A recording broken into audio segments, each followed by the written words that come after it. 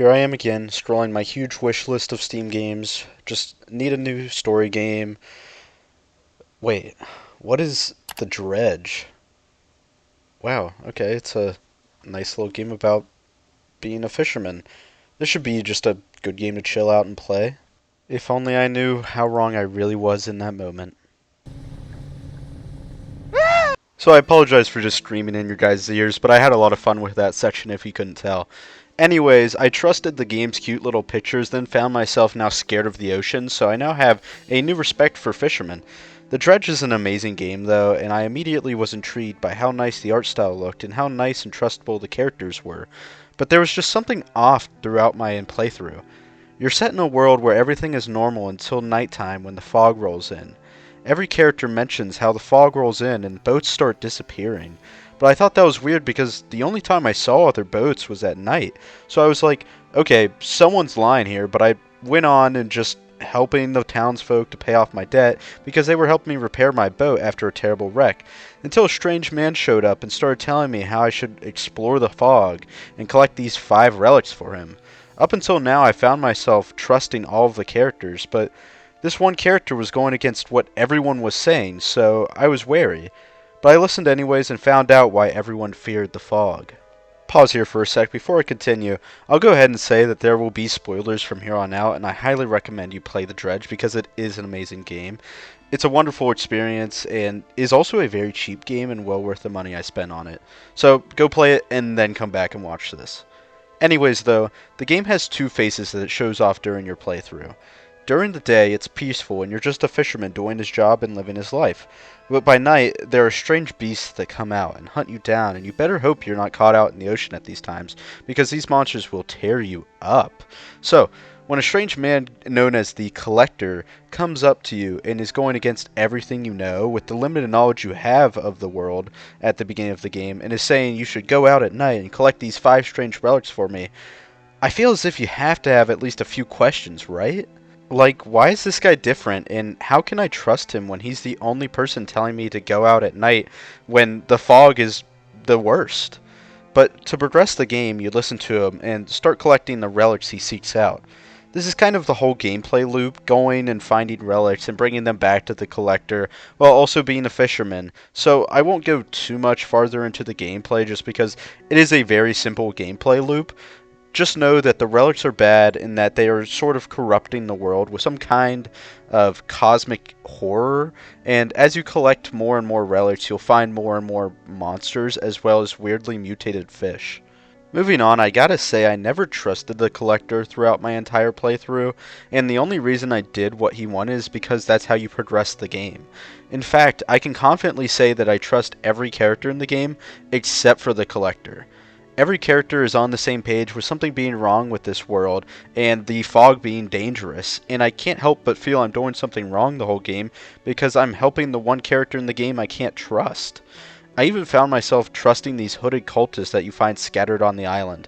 Yes, I was wary at first, and their way of eating the fish is, well, disturbing, but at the end of the day, they aren't doing anything to me, and just asking for fish, so I don't have a reason for not trusting them, right? I gotta say, the reason this game hooked me is because it messed with my trust a lot, and there are just so many mysteries and secrets that I wanted to learn the truth to and uncover. I already have a hard time trusting people, and the fact that I can trust every character except for the one I'm mainly helping was really getting to me. I always felt safe around these other characters, such as the traveling merchant. When I saw her outpost, I knew I was safe and always went towards it. She quickly became my favorite character just because she was always there for me and was a fisherman like me, so it was easy to trust her. If it wasn't for her, I would not have upgraded my boat throughout my playthrough. I also trusted the townsfolk and liked them because if I had stayed out in the fog for too long, they'd be worried about me and offer me a place to rest for the night.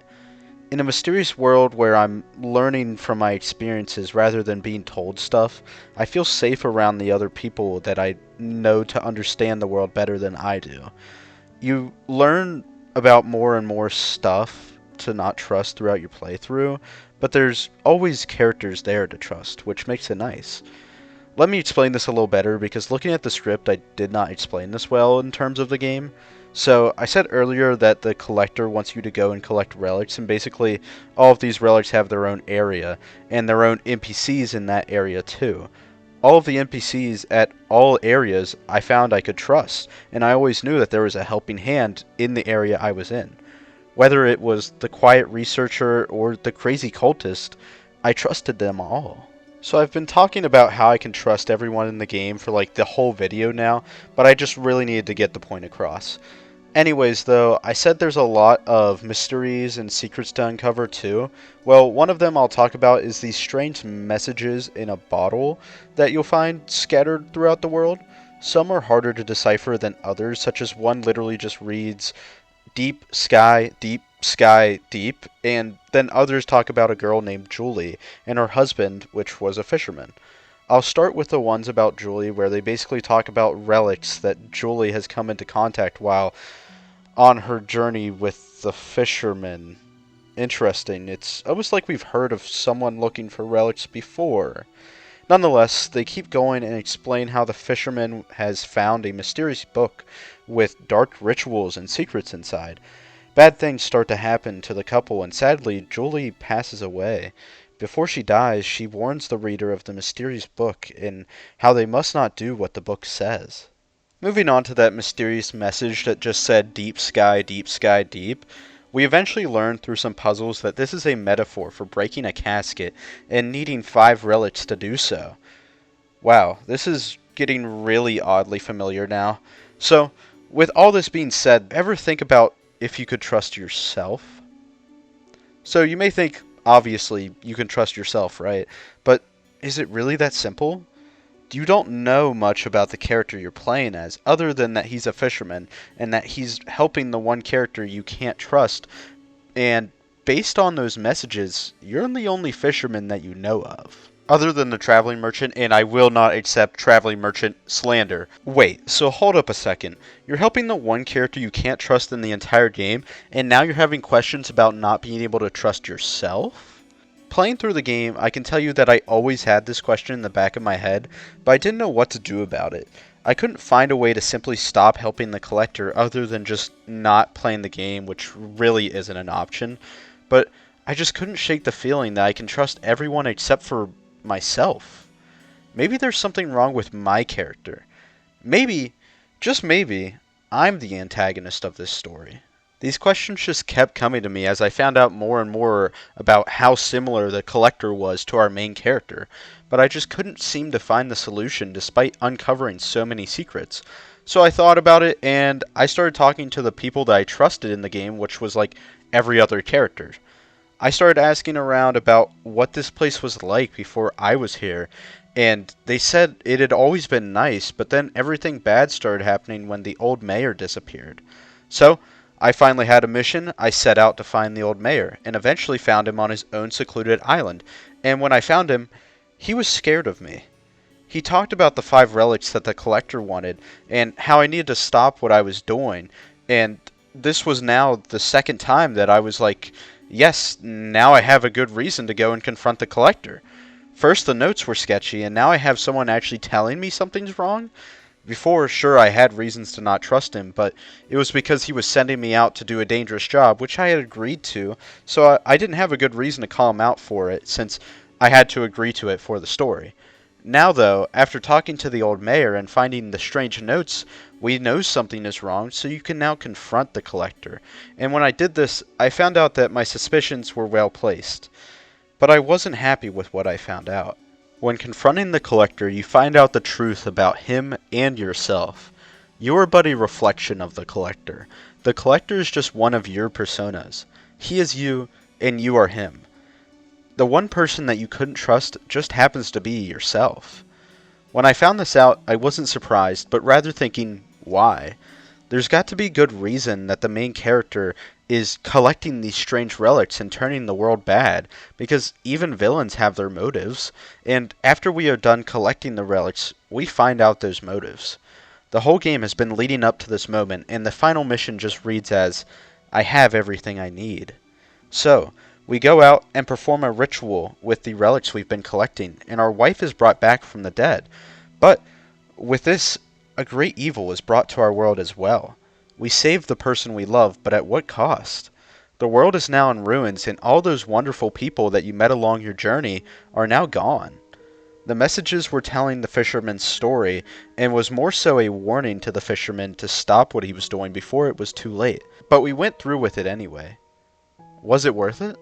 Let me put this all into perspective and ask you this. Would you trust yourself to make a decision like this? The one person you loved died, but you have the chance to bring them back.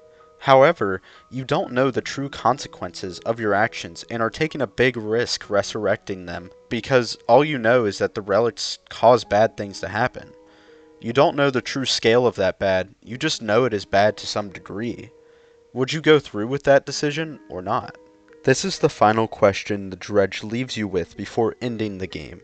And as for the game itself, there are two different endings.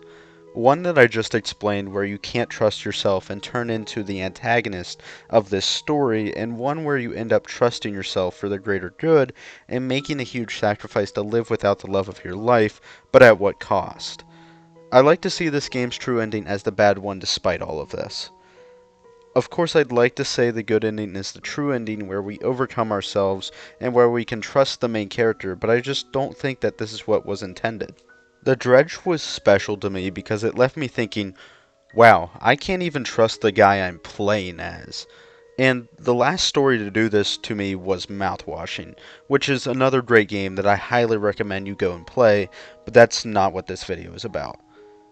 These stories hit you hard though, because in most stories the main character is the good guy. I think that with this story, it is trying to tell you that it is hard to trust yourself when the time is right, and that sometimes what benefits you is not the right decision. I think that this game is a journey of self-discovery, and maybe even a test of some sort. It's testing whether you'd make the right decision or not despite everything you've been through and experienced in the game. The way that you pick up this game and know nothing and learn everything through your experiences in the game, I think that this just goes to show that this is a test for you and not the main character, and that you are supposed to be simulated as the main character as closely as possible. I feel as if there's multiple real life lessons you can pick up and take away from this game as well, where it's like, don't trust everything for how it seems, or maybe people do everything for a reason, and in this case, yes, the fisherman was a good guy helping people, but it was for a very twisted reason in the end. Maybe the fisherman thought what he was doing was right, and honestly, that might be the best way you can look at it, because then you can say there isn't exactly an antagonist, because everyone was doing the right thing in their eyes. I think I'm kind of just rewording the same lesson over and over again at this point, so you get the gist, but also there's a chance that maybe I'm looking into it all too far again, though that's kind of just what I do at this point. I know that this is an abrupt ending to the video, but I really have nothing else to say at this point, and I've tried to work out this ending in like 20 different ways, and I don't trust myself with any of them. You see what I did there, though? I mean, that was kind of funny. Anyways, though, I highly recommend this game and loved it all the way through, and I think it hit me so hard when I found out the main character is the villain because I love those kind of stories, and they're always just so cool to me. I'll leave you with this, though. Next time you are presented with a tough decision that you know could possibly hurt others in the long run, even if it benefits you, just think twice about that decision. And other than that, I hope you have an amazing rest of your day, week, month, and year, and peace.